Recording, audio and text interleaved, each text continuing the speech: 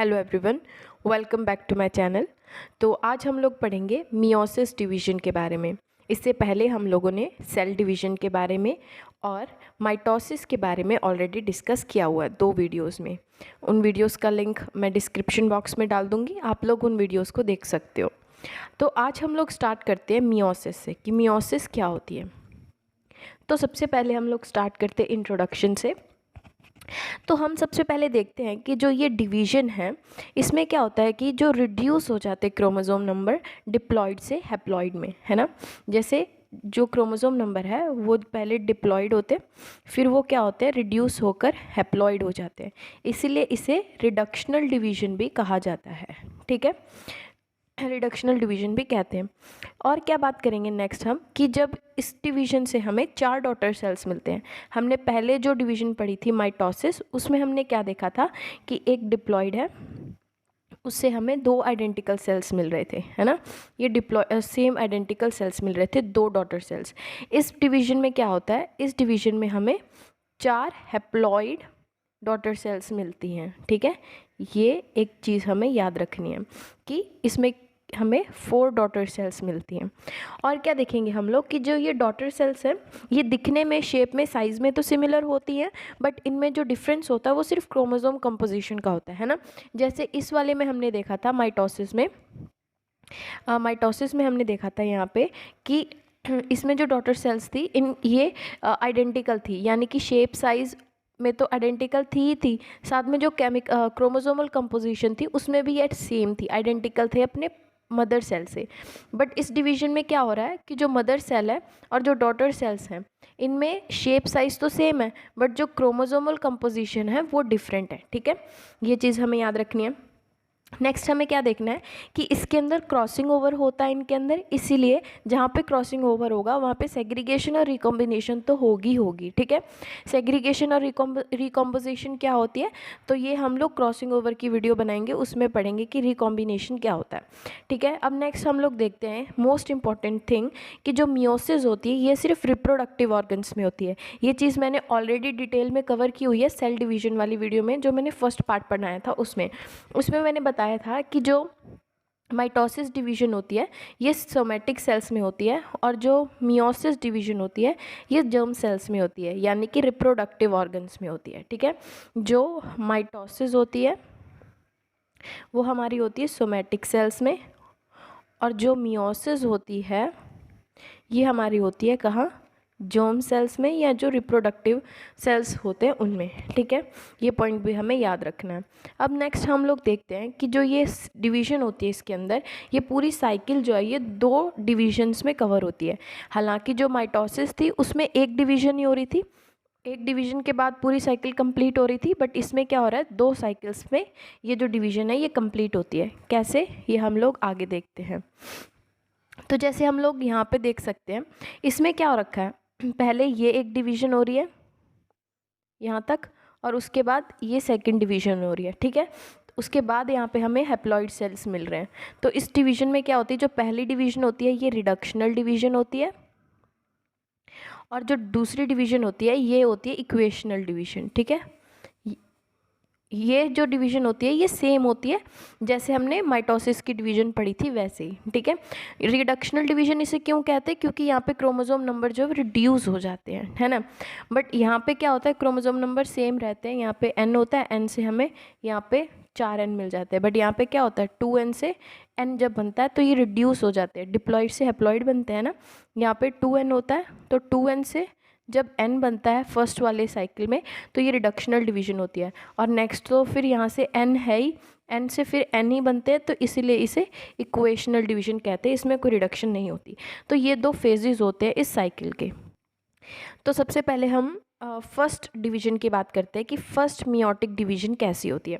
अब ये टर्म्स में हमें कंफ्यूज नहीं होना है, यहाँ पे हम लोग मियोटिक डिवीज़न की बात कर रहे हैं, और जो हमने पीछे वीडियो में पढ़ा था वो कौन सी डिवीज़न थी, वो हमारी थी माइटोटिक डिवीज़न। ये हम लोग पढ़ रहे हैं मियोटिक डिवीज़न। ठीक है, ये मियोटिक डिवीज़न जर्म सेल्स में होगी, और जो माइटोटिक डिवीज़न थी वो हमारी सोमेटिक सेल्स में हो रही थी। ठीक है, तो फर्स्ट मियोटिक डिवीज़न में क्या होगा, इस जो फर्स्ट होती है ये हमने पीछे भी पढ़ा, जो फर्स्ट डिवीजन होती है वो रिडक्शनल डिवीजन होती है, क्योंकि यहाँ पे 2n से क्रोमोसोम जो है वो n बन जाते हैं, ठीक है।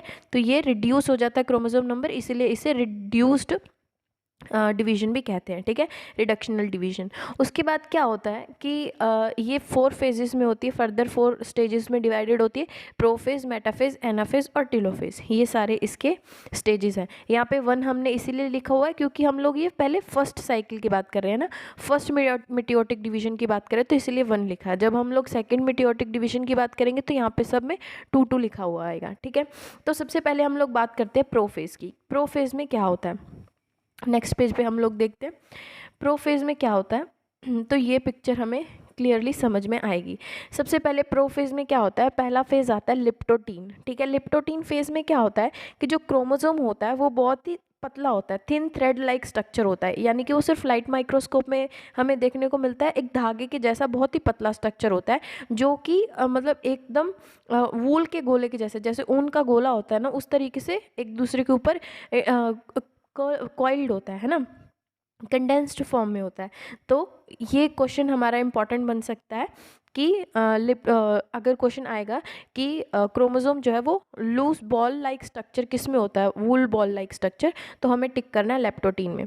और लेप्टोटीन का इम्पॉर्टेंट मतलब जो स्टेज होता है लेप्टोटीन के अंदर, इम्पॉर्टेंट पॉइंट हमें याद रखना है कि जो आरएनए और प्रोटीन सिंथेसिस होती है वो लेप्टोटीन में होती है। जो भी चीज़ें हम लोग यहाँ पे पढ़ेंगे वो हम लोग एग्जाम पॉइंट ऑफ व्यू से पढ़ेंगे कि क्या क्या इंपॉर्टेंट पॉइंट्स हमें याद रखने हैं जो कि क्वेश्चंस में पूछ सकते हैं, है ना, एग्जाम्स में। तो फर्स्ट क्या है, लेप्टोटीन में हम 2 चीज़ें याद रखेंगे, एक तो ये लूज बॉल ऑफ वूल, मतलब वूलन जो ऊन का गोला होता है उसके जैसा दिखता है, तो क्रोमोसोम कौन से स्टेज में ऐसा दिखता है, तो हम टिक करेंगे लेप्टोटीन। उसके बाद आएगा अगर क्वेश्चन आरएनए और प्रोटीन सिंथेसिस कौन से स्टेज में होती है प्रोफेज के, तो हम टिक करेंगे लेप्टोटीन, ठीक है। तो ये हमारा फर्स्ट जो स्टेज है यहाँ पे, ये हमारा है लेप्टोटीन।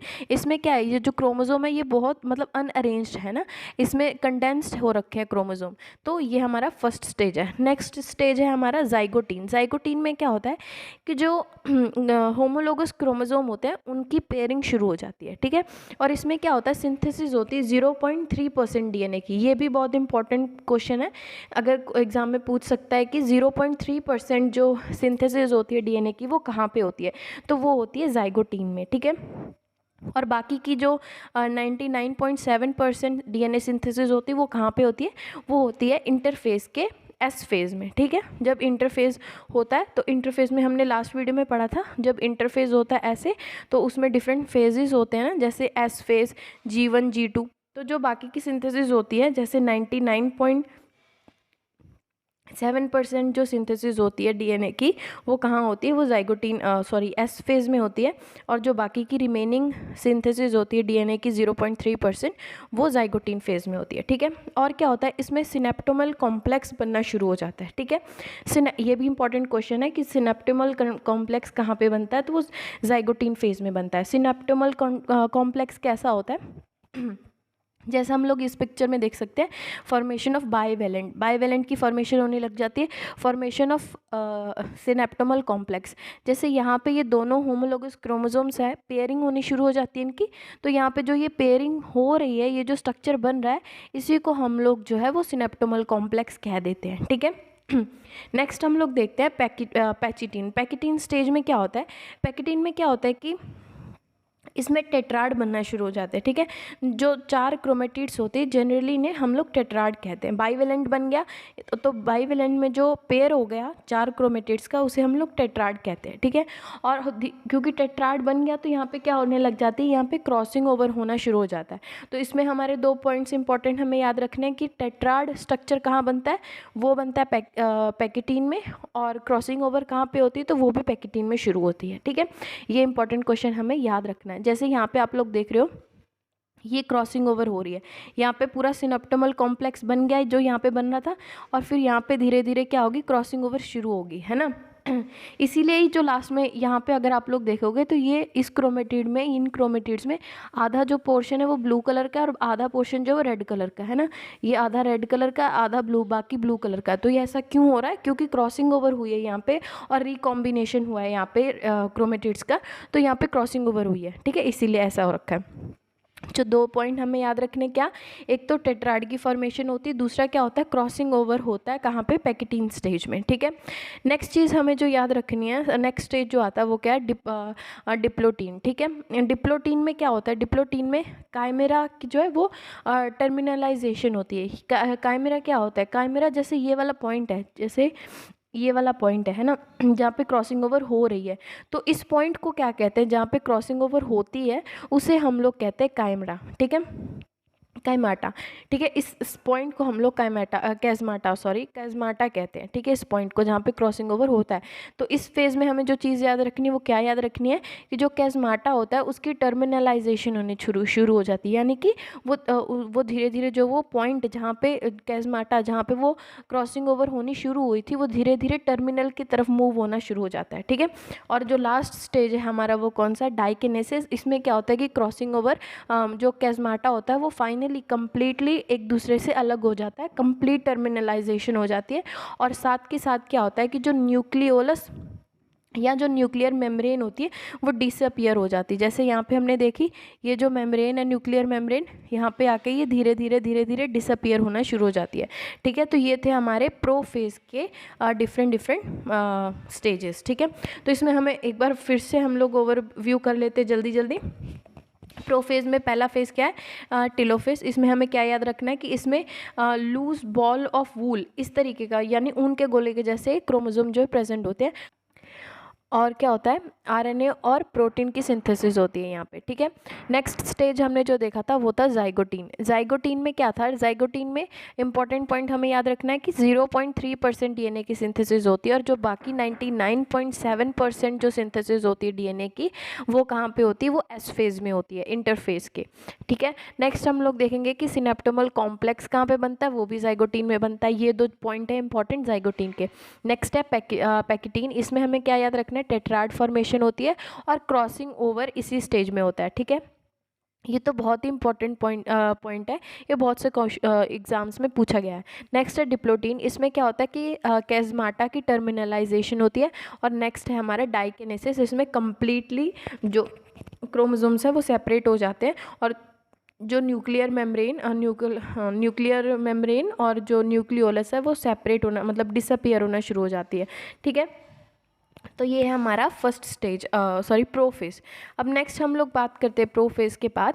तो नेक्स्ट बाकी स्टेजेस सेम ही होते हैं, ठीक है। जैसे हमने प्रोफेज पढ़ लिया, प्रोफेज के बाद क्या कौन सा फेज आता है, प्रोफेज के बाद मेटाफेज आता है, जैसे हमने पहले माइटोसिस में पढ़ा था, है ना। प्रोफेज के बाद क्या आता है, मेटाफेज आता है, फिर एनाफेज आता है, फिर टेलोफेज आता है। मेटाफेज में क्या होता है, मेटाफेज में इस तरीके से अगर हमारा सेल है तो सेल के अंदर क्या आएगा, यहाँ पे सेंट्रियोल्स आते हैं, और जो क्रोमोसोम होते हैं वो सेंटर में अरेंज हो जाते हैं ना, इक्वेटोरियल प्लेट के ऊपर क्रोमोसोम इस तरीके से आ जाते हैं, और यहाँ जो सो स्पिंडल फाइबर निकलते हैं और क्रोमोसोम के सेंटर में आके अटैच हो जाते हैं, है ना।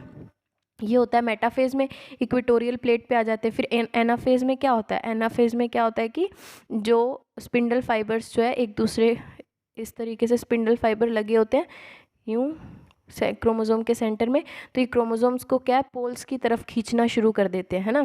क्रोमोसोम जो है पोल्स की तरफ आना शुरू हो जाते हैं यहाँ पे। तो उसके बाद नेक्स्ट क्या है, टेलोफेज। टेलोफेज में क्या होता है, फाइनली क्रोमोसोम्स जो है अपोजिट पोल्स पे आ जाते हैं, फिर धीरे धीरे न्यूक्लियर मेम्ब्रेन जो है वो फिर से अपीयर होना शुरू हो जाती है। फिर उसके बाद क्या होता है, सेल अलग अलग हो जाते हैं ना, साइटोकिनेसिस के बाद। ये हमने पहले पढ़ा था। तो सेम स्टेजेस जो है यहाँ पे भी है। एक बार मैं जूम करके देखती हूँ, पर जूम नहीं हो रही है पिक्चर, तो आप लोग एक बार ऐसे ही देख लो। तो हमने यहाँ तक क्या पढ़ लिया है, अब तक हमने ये वाली यहाँ तक की जो डिवीज़न है हमारी, ये हमने कंप्लीट कर ली, ठीक है। इसमें हमने क्या देखा, यहाँ पे हमने देखा इंटरफेज है यहाँ पे, मतलब ये प्रिपरेटरी स्टेज है, यहाँ पे प्रिपरेशन हो रही है सेल डिवीज़न की। उसके बाद हमने ये प्रोफेज पढ़ा। प्रोफेज में हमने डिफरेंट स्टेजेस देखे, जो telophase, zygotene, leptotene, zygotene, pachytene, ये सारे स्टेजेस हमने यहाँ पे देखे। उसके बाद क्या होगा, उसके बाद ये मेटाफेज है, यानी कि ये क्रोमोसोम जो है इक्वेटोरियल प्लेट पे सेंटर में आके बैठ गए, है ना। उसके बाद क्या है, ये धीरे धीरे क्रोमोसोम एक दूसरे से अलग होना शुरू हो गए, फाइनली ये अपोजिट पोल्स पे पहुँच गए। फिर टेलोफेज की प्रोसेसिंग शुरू हुई, और उसके बाद क्या है, यहाँ पे साइटोकाइनेसिस हुई, ये दोनों अलग हो गए, न्यूक्लियर मेम्ब्रेन बननी शुरू हो गई। तो ये दोनों सेल्स जो है ये अलग अलग हो गए एक दूसरे से, ठीक है। ठीक है। तो अब हम लोग आगे देखेंगे कि यहाँ इसके बाद वाली डिवीज़न जो सेकंड डिवीज़न है वो हम लोग आगे से कंटिन्यू करेंगे। ठीक है। तो यहाँ पे जैसे हम लोग देख सकते हैं, जैसे यहाँ पे मैंने बनाया हुआ एक स्ट्रक्चर दिखाया हुआ है, ये माइटोसिस डिवीज़न थी। इसमें क्या हो रहा था, डिप्लॉइड सेल था, उसके बाद इसकी डिवीज़न हुई, ये जो स्टेजेस के through prophase, metaphase, anaphase, telophase यहाँ पे हुए। तो उसके बाद क्या बना, 2 डॉटर सेल्स बन गई, ये दोनों आइडेंटिकल सेल्स डॉटर सेल्स बन गई। बट मियोसिस में अब तक हमने यहाँ पे क्या पढ़ा कि यहाँ तक हमारी जो डिवीज़न हुई थी ये हमारी थी रिडक्शनल डिवीज़न। यहाँ से यहाँ तक की डिवीज़न हमने कंप्लीट कर ली, ये रिडक्शनल डिवीज़न थी, हमने देखा था। यहाँ पे 2n था, 2n से 1n 1n यानी कि n बन गए, डिप्लॉयड बन गए।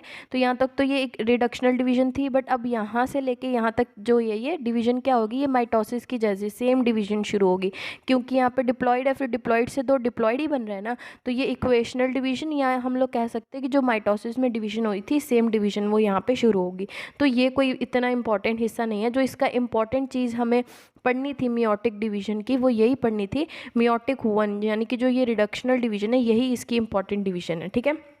सेकंड डिवीज़न तो ऑलमोस्ट सेम ही है, तो आप उसके लिए लास्ट वीडियो को अगर ध्यान से देखोगे तो आपको समझ में आ जाएगा। इसमें क्या होता है, प्रोफेज होता है सबसे पहले। प्रोफेज में क्या होता है, प्रोफेज में ये इस तरीके से क्रोमोसोम होता है। प्रोफेज में इसमें क्रोमोसोम जो है वो कंडेंस्ड फॉर्म में होता है। तो धीरे धीरे क्या होने लगता है, प्रोफेज में जो क्रोमेटिड्स होती हैं हर क्रोमोसोम की, वो एक दूसरे के साथ सेंट्रोमर पे जो है एक दूसरे के साथ जुड़ना शुरू हो जाती है ना।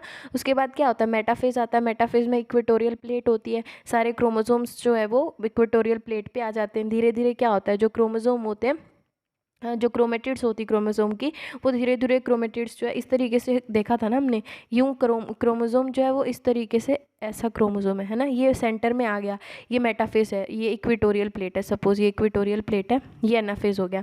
उसके बाद क्या होता है, धीरे धीरे ये वाली जो सेंट्रियोल ये क्रोमेटिड्स है वो इस साइड में पोल पे जाएगी, और जो ये क्रोमेटिड है वो इस पोल पे जानी शुरू हो जाएगी।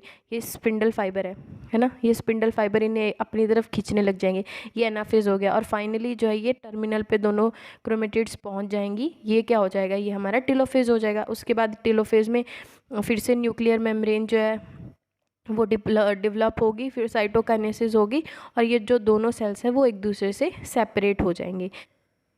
उसके बाद हम क्या याद रखेंगे, उसके बाद हमें ये एक बात करनी है कि जो साइटोकाइनेसिस होती है उसमें क्या होता है। साइटोकाइनेसिस में हमने पहले भी जैसे पढ़ा था, तो साइटोकाइनेसिस साइटोप्लाज्म की डिवीज़न होती है। प्लांट्स में ये डिवीज़न जो होती है, ये इंपॉर्टेंट पॉइंट हमें याद रखना है कि जो साइटोकाइनेसिस प्लांट्स में होती है, जो साइटोकाइनेसिस प्लांट्स में होती है, तो उसे क्या, वो किसकी हेल्प से होती है, वो सेल प्लेट की हेल्प से होती है। और वो जो एनिमल्स में होती है साइटोकाइनेसिस, तो वो किसकी हेल्प से होती है, वो फ्यूरो की हेल्प से होती है। ठीक है, फ्यूरो की फॉर्मेशन होती है साइटोकाइनेसिस के टाइम पे। ये 2 पॉइंट्स में हमें याद रखने हैं। बस यही थी आज की वीडियो। होप आपको ये वीडियो अच्छी लगी होगी। Then please like, share and subscribe to my channel. Thank you.